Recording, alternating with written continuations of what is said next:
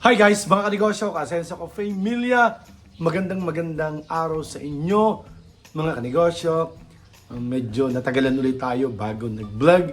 Doon sa mga nakakakita ng mga bagong ibinablog natin, guys, magkakaroon tayo ng isang vlog about sa pag-breed natin ng mga panabong na manok. Baka kayo ay nag-iisip na kung ano, babaguhin natin ang mindset natin yan sa mga susunod nating vlog. Okay, guys, pag-usapan natin yon, yung topic natin about breadwinner.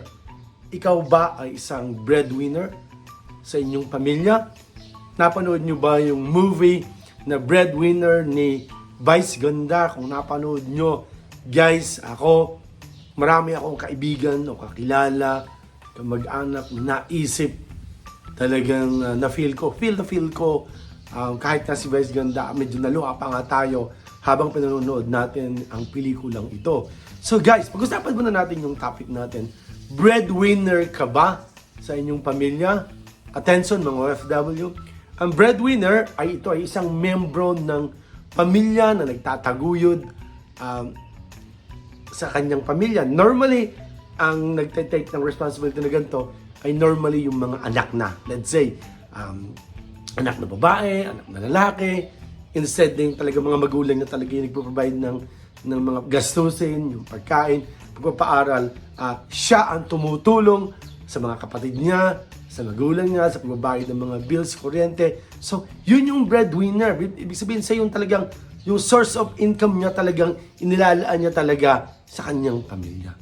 So, dun nga sa pelikulang ang breadwinner, si Vice Ganda, nagpunta ng ibang bansa. Napakatagal niya, may mga pinagawa siya, padala ng pera. Yung pala naman, ang bahay na pinapagawa niya, hindi pala kung saan pala napapunta yung pera.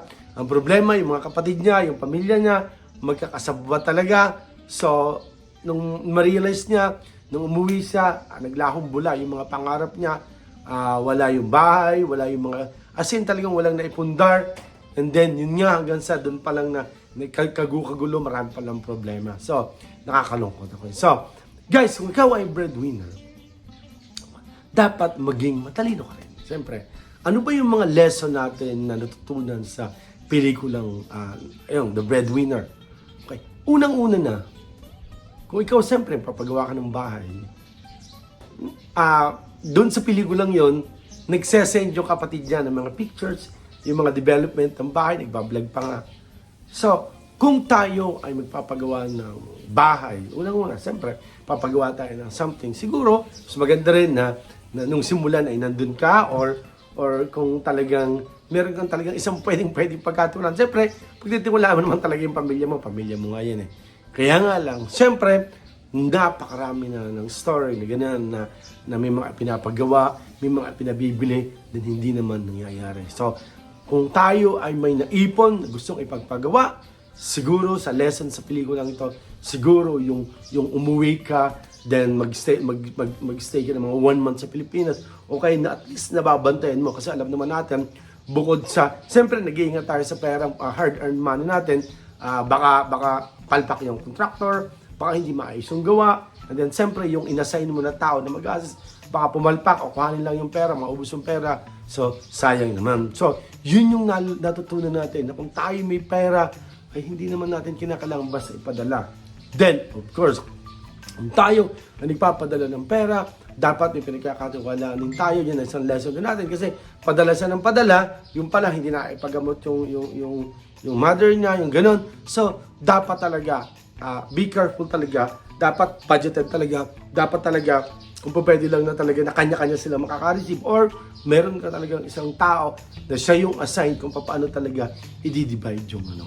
So, ang natutunan din natin dito, guys, na ang nakakalungkot na katotohanan na kapag matagal tayo sa ibang bansa, although padala tayo ng padala, tinutulungan natin yung pamilya natin, pag-uwi natin, nag-expect tayo in return ng love, yung care sa kanila.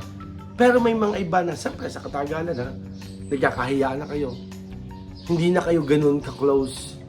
Then, may mga bata na nung ipinanganak, wala ka. Then pagdating, nung ka lang nila nakikita. So yung love and affection ba, parang hindi katulad ng araw-araw mo sila nakikita, nakakasama. So talagang yung love and care is nandun.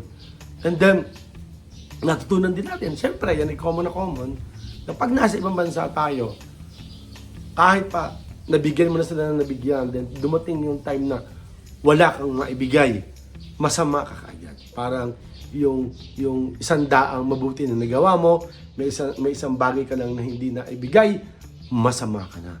So, yun yung lesson na natutunan natin. Okay? So parang, and then, yung lesson na uuwi ka na wala kang negosyo, na uuwi ka na wala ka talagang pera, na talagang uuwi ka na budgeted. So guys, sa mga OFW, pag ako'y nakakakita ng ganitong mga story kahit sa balita, sa Facebook, na merong napakatagal na sa ibang bansa, pinapag-aral ng mga anak, nung siya'y dumating, nung siya'y nagkasakit, kulang na lang ay palayasin na nga, pinalalayas na nga, parang hindi na siya mahal, parang wala na siyang halaga.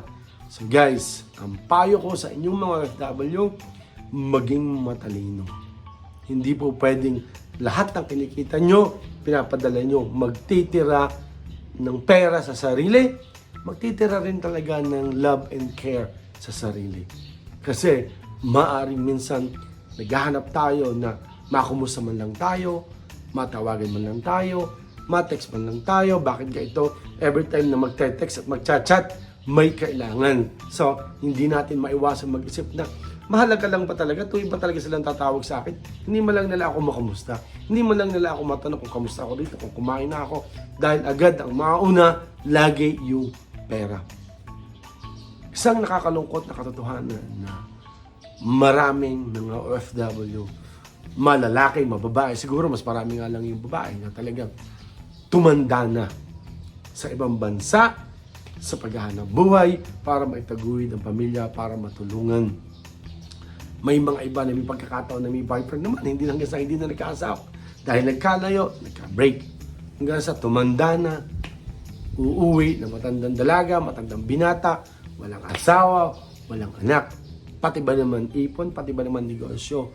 Wala. Kaya nyo alam nyo guys, ang negosyo Philippines, sabi ko sa inyo, nag-iisip tayo ng negosyo na pwedeng gawin ng mga OFW. Meron nga tayo guys sa pinaplano na i-commercial lang muna natin na mag-iipon yung mga OFW for 6 months. Uuwi sila ng December and then meron silang negosyo from Negosyo Philippines, but yon ay sa separate vlog natin. So, to continue sa breadwinner, sa lahat ng mga breadwinner sa buong mundo, lalo-lalo na ang mga Pilipino, mga OFWs, saludo ako sa inyo. Pero ang payo ko sa inyo, mahalin ang sarili. Hindi, yan, sa pelikula lang yun, meron siyang sakit.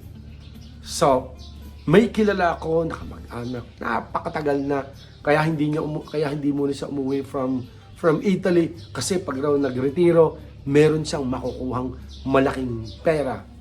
Kaya lang, sa hindi inaasahang pagkakataon, parang less than 1 year na lang at mag-retiro na siya, nagkasakit siya, biglaang siyang umuwi ng Pilipinas, matagal na gamutan, nung siya maging okay, medyo hindi na bumalik yung katawan niya sa normal, gusto na niya pumunta uli ng Italy para sana yung natitirang less than a year, i-spend niya doon para makakuha siya ng, makapag-retiro siya, may makukuha siya sa Italian government, pero hindi na nga payagan ng mga anak kasi medyo maedad na, nag-aalala sila na kung babalik, siyempre magtatrabaho, baka magkasakit. So, sa inyong lahat mga OFW, ano yung kwento nyo? May mga kilala rin ba kayo ng mga OFW na breadwinner, pero halos nung napapakinabangan ay mahal na mahal, special na special, then na-feel na lang nila nang umuwi sila na medyo matanda na, nung unang buwan siguro na marami pang pera na dala, may pera pang dala, kung hindi man marami, medyo special, talagang VIP na VIP. Pero nung kalaunan, na wala ng pera, normal na lang ang dating, hindi pa pinapansin, alam na alam mo yung pagbabago. So ang payo ko sa inyo, mga OFWs, or kung hindi man yung mga breadwinner, turuan natin yung mga kapamilya natin.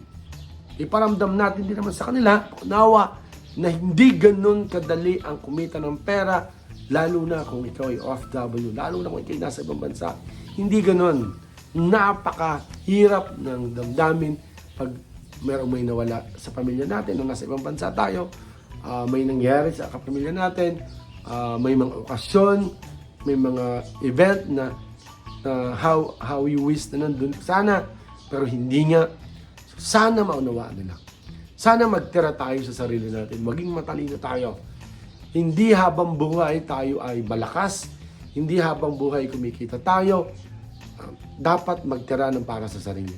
Kaya nga, sana ang Negosyo Philippines ay makaisip ng mga negosyo na pwedeng makatulong sa mga OFW natin, ng kababayan natin na nagpaplanong magnegosyo o nagpaplanong magbigay ng negosyo para sa pamilya nila. So again, mga kanegosyo, kasenso, so sana makapulot ng aral. I-share natin itong video ito sa mga kakilala nyo ng mga OFWs or kung hindi man ng mga breadwinner. Okay? Ang payo ko sa inyo, maging matalino rin. Hindi po pwedeng ibinigay nyo ang inyong kanang kamay, pati yung kaliwang kamay ibibigay nyo. Dapat tayo ay mainipon. Dapat mag-invest din tayo sa health. Hindi po pwedeng trabaho lang ng trabaho.